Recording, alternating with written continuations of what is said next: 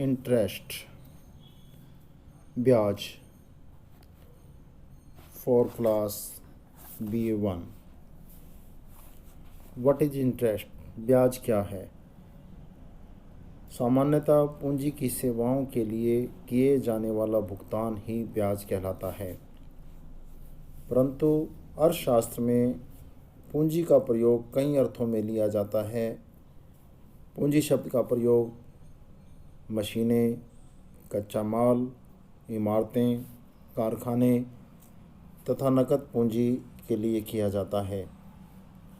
पूंजी की इन सभी विभिन्न प्रकार की सेवाओं के लिए किया जाने वाला भुगतान ब्याज नहीं कहलाता। ब्याज शब्द का प्रयोग केवल मुद्रा रूपी पूंजी के एक निश्चित समय के लिए प्रयोग करने के लिए दिए जाने वाले भुगतान के बदले दिया जाता है। इसलिए हम कह सकते हैं कि ब्याज सदैव प्रतिशत के रूप में प्रकट किया जाता है, जैसे 12% प्रति वर्ष, 10% प्रति वर्ष आदि। अर्थशास्त्र में मुद्रा की सेवाओं के लिए किया जाने वाला भुगतान ही ब्याज कहलाता है।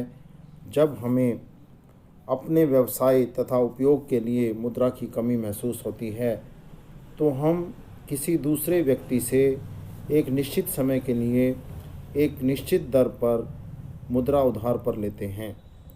जो व्यक्ति मुद्रा उधार पर देता है वह ऋणदाता या लेंडर कहलाता है, और जो व्यक्ति मुद्रा उधार पर लेता है वो ऋणी या बोरोवर कहलाता है। ऋणदाता जब अपनी मुद्रा एक निश्चित समय के लिए उधार देता है तो वह जब तक ऋण वापस नहीं मिल जाता उसका अपने उपयोग के लिए प्रयोग नहीं कर सकेगा, अर्थात उसे मुद्रा का त्याग करना पड़ता है। इस त्याग के बदले में जो आय प्राप्त होती है वही ब्याज कहलाती है। ब्याज को दो भागों में हम बांटकर अध्ययन करेंगे: कुल ब्याज व शुद्ध ब्याज, gross interest and net interest. एक ऋणी वास्तव में ऋणदाता को ब्याज के रूप में जो भुगतान करता है उसमें मुद्रा की सेवाओं के अतिरिक्त जोखिम, असुविधा आदि के लिए किया जाने वाला भुगतान भी शामिल होता है। इस कुल रकम को हम कुल ब्याज कहते हैं, परंतु अर्थशास्त्र में ब्याज शब्द का प्रयोग केवल मुद्रा की सेवाओं के बदले ही दी जाने वाली रकम के लिए किया जाता है। उसे हम शुद्ध ब्याज या नेट इंटरेस्ट कहते हैं। कुल ब्याज, ग्रॉस इंटरेस्ट। ऋणी द्वारा पूंजी के प्रयोग के लिए ऋणदाता को जो कुल भुगतान किया जाता है उसे कुल ब्याज कहा जाता है। प्रोफेसर चैपमैन के शब्दों में कुल ब्याज में पूंजी के ऋण के लिए जोखिम की हानि को पूरा करने के लिए जो उसे व्यक्तिगत, व्यावसायिक निवेश के लिए असुविधा, निवेश की देखरेख में निहित श्रम और चिंता और पूंजी की पुनः प्राप्ति और निवेश का भुगतान सम्मिलित किया जाता है। Components of gross interest. कुल ब्याज के अंग। कुल ब्याज के निम्नलिखित अंग होते हैं। नंबर 1, शुद्ध ब्याज। शुद्ध ब्याज जो केवल मुद्रा की सेवाओं के उपयोग के लिए दिया जाता है, कुल ब्याज का ही एक अंग है।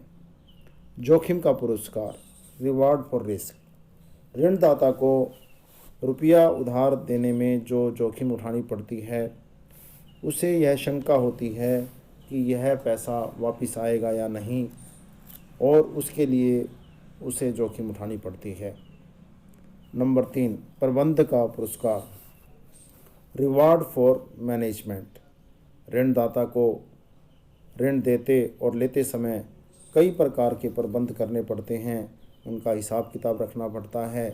कई बार काम ज़्यादा हो तो उसके लिए मुनीम भी रखना पड़ता है।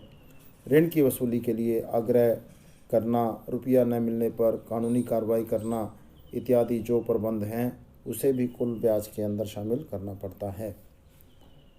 असुविधा के लिए पुरस्कार, रिवार्ड फॉर इनकन्वीनियंस। ऋणदाता को ऋण देने में बहुत सी असुविधा का सामना करना पड़ता है। यह संभव है कि आवश्यकता पड़ने पर ऋणदाता को रुपया वापस ना मिले और उसे कहीं और से उधार लेना पड़े। ऋणी के इनकार करने पर कानूनी लड़ाई भी लड़नी पड़ती है। रुपया किस्तों में वापस भी लेना पड़ सकता है। इन सब असुविधाओं के लिए ऋणदाता कुछ पुरस्कार ले सकता है। इसे भी कुल ब्याज में शामिल किया जाता है। शुद्ध ब्याज, नेट इंटरेस्ट। शुद्ध ब्याज पूंजी की सेवाओं के बदले में किया जाने वाला भुगतान होता है। इसमें और कोई कंपोनेंट्स को हम शामिल नहीं करते। कुल ब्याज तथा संकुचित ब्याज में अंतर। कुल ब्याज व शुद्ध ब्याज में अंतर। Difference between gross interest and net interest. Marshall ने कुल ब्याज और शुद्ध ब्याज में अंतर को स्पष्ट करते हुए हमें बताया कि अर्थशास्त्र में हम जिस ब्याज का अध्ययन करते हैं, अर्थात जो केवल पूंजी की प्रतीक्षा का प्रतिफल होता है, उसे ही शुद्ध ब्याज कहा जाता है। साधारण बोलचाल में ब्याज शब्द का प्रयोग किया जाता है, उसे शुद्ध ब्याज के अतिरिक्त और भी कई तत्व उसमें शामिल होते हैं। कुल ब्याज व शुद्ध ब्याज में निम्नलिखित अंतर हो सकते हैं, जैसे व्यापक और संकुचित, वाइड एंड नैरो। कुल ब्याज एक व्यापक शब्द है, जबकि शुद्ध ब्याज एक संकुचित शब्द है। शुद्ध ब्याज कुल ब्याज का ही केवल अंग है, परंतु कुल ब्याज के अंदर जोखिम, असुविधा, प्रबंध आदि तत्वों को शामिल किया जाता है। दरों में अंतर। Difference in rates of interest. कुल ब्याज और शुद्ध ब्याज की दरों में काफ़ी अंतर पाया जाता है। कुल ब्याज की दरें अलग अलग हो सकती हैं और अधिक भी हो सकती हैं, जबकि शुद्ध ब्याज की दरों में लगभग समानता पाई जाती है। निर्धारण डिटर्मिनेशन। शुद्ध ब्याज मुद्रा की मांग और पूर्ति के संतुलन द्वारा निर्धारित होता है, जबकि कुल ब्याज को निर्धारित करने में कई अन्य तत्वों का भी प्रभाव पड़ता है। धन्यवाद।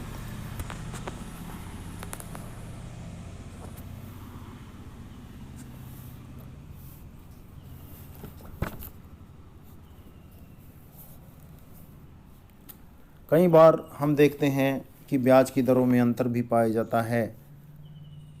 वो भिन्न भिन्न तत्वों पर निर्भर करता है। ब्याज की दरों का अंतर, जैसे एकाधिकार की शक्ति, बंधक वस्तु की तरलता, जोखिम की भिन्नता, इनकन्वीनियंस या असुविधा, प्रबंध, ऋण की अवधि, पीरियड ऑफ लोन, जमानत, सिक्योरिटी, मोबिलिटी ऑफ कैपिटल, पूंजी की गतिशीलता और बैंक की सुविधाएं, ये तत्व हैं जो ब्याज की दरों को प्रभावित करते हैं, जिनके कारण से ब्याज की दरें कम या अधिक हो सकती हैं।